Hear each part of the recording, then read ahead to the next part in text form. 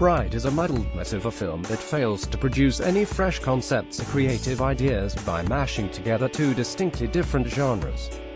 Bright is a fantasy meets cop drama thriller written by Max Landis and directed by David Ayer. End of watch. Suicide Squad. Since Landis broke out as a screenwriter with the 2012 found footage hit Chronicle, he has made a habit of blending genre elements in his screenplays. See, for example, his stoner romance meets Bourne-style assassin thriller American Ultra. Landis' Bright script follows suit in that respect and was supposedly tailor-made for Ayer, something that isn't hard to believe, given how it allows the filmmaker to continue his ongoing exploration of Los Angeles gang culture and the line between cops and criminals. Unfortunately, much of the potential that this meeting of minds had ends up wasted here. Bright is a muddled mess of a film that fails to produce any fresh concepts or creative ideas by mashing together two distinctly different genres. Will Smith stars in Bright as Daryl Ward, a seasoned LA cop who lives in an alternate version of the modern world where humans and mythical creatures, including orcs, elves, and fairies, among other races, have coexisted for thousands of years. With only 5 years left until he's eligible for his pension, Ward finds himself partnered with rookie cop Nick Jacoby, Joel Edgerton, who also happens to be the first orc police officer ever. Although the majority of the human LA police force would prefer to see Jacoby kicked out purely for being a non-human, Ward does his best to cooperate with his orc partner, even after Jacoby commits a rookie mistake that nearly gets Ward killed. Joel Edgerton and Will Smith in Bright, however, what starts out as a routine night patrol for Ward and Jacoby quickly goes south when the pair stumble upon the gruesome aftermath of a crime scene downtown. There, the two discover a magic wand, an ancient artifact that has fallen into legend and can only be wielded by individuals known as brides, as anyone else who picks up a wand barehanded will explode. Along with a mysterious elf named Tika, Lucy Fry, the three soon find themselves on the run and doing the best to protect the wand while staying alive, with everyone on the tail from dirty cops to power-hungry human, as well as orc gangsters, and most dangerous of all, an elf named Lila Normie Rapace, who wants to use the wand for her own sinister purposes. In some ways, Bright plays out like a reimagining of the sci-fi buddy cop film Alien Nation, only with Dungeons and Dragons fantasy races instead of extraterrestrials. Problem is, the mismatched police officer story at the heart of Bright is very thinly sketched and derivative to a fault, the fact that one of the cops is an orcicide.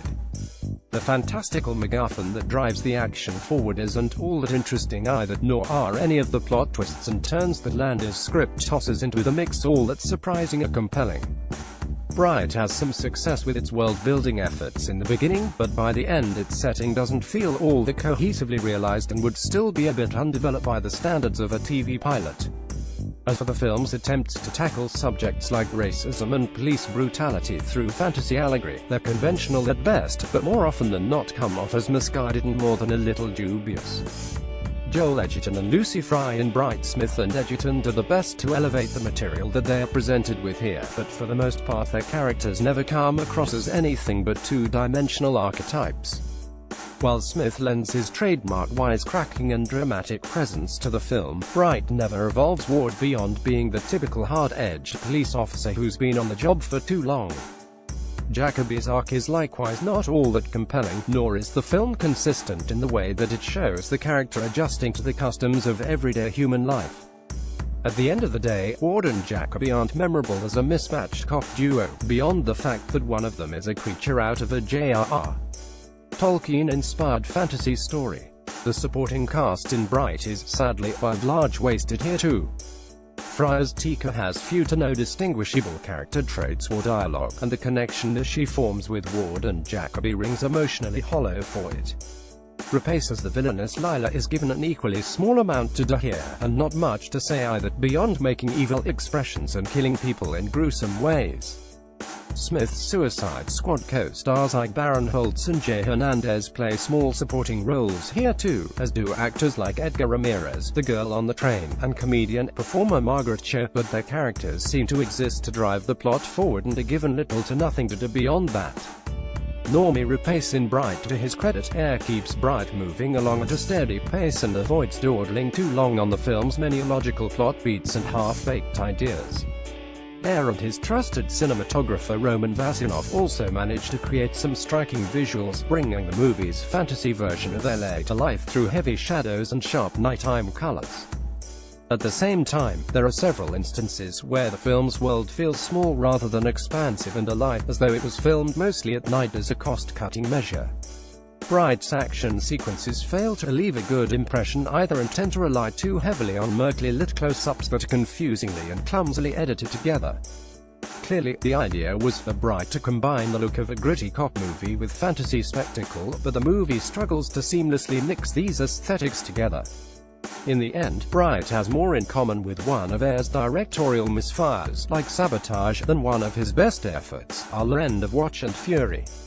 There's certainly the potential to do something more interesting with the fantasy world that Landis and Ayer have established here, should Netflix decide to move forward with Bright 2, as reportedly planned. The problems with Bright come down to the poor execution and lack of follow-through, more than anything else. Here's to hoping that Netflix's next attempt to create an original movie that can go toe-to-toe with the average big-budget Hollywood offering turns out much better. Trailer Bright is now available for streaming exclusively through Netflix. It is 117 minutes long and is not rated, but contains graphic violence, language, and brief graphic nudity. Let us know what you thought of the film in the comments section.